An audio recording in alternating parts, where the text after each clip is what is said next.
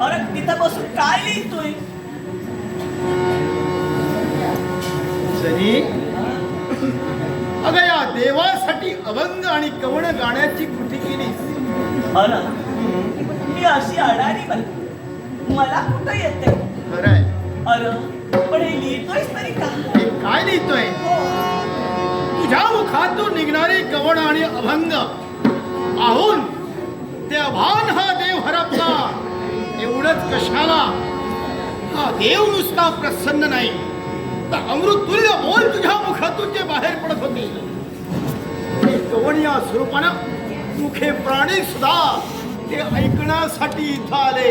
देवा, एवढा देवापेक्षाही सर्वोत्कृष्ट महिमा होता. अरे हे सारं तू घडवितोय आणि निमित्त मात्र आम्ही आहोत. अरे देव, आणि माझ्या मुखातून निघालेले शब्द, माझ्या मुखातून निघालेल्या ओवी आणि अभंग तू रेखाटण्याचं कर्तव्य कर. होय जणी. अरे देव, अरे माझ्या ओव्याचा आणि अभंगाचा काय उपयोग? हे तुला कसं समजणार? या देवाला पूर्ण ज्ञात आहे. जणी, ज्यावेळी जी कवनाने जे अभंग गाण्याची कृती केली आणि ते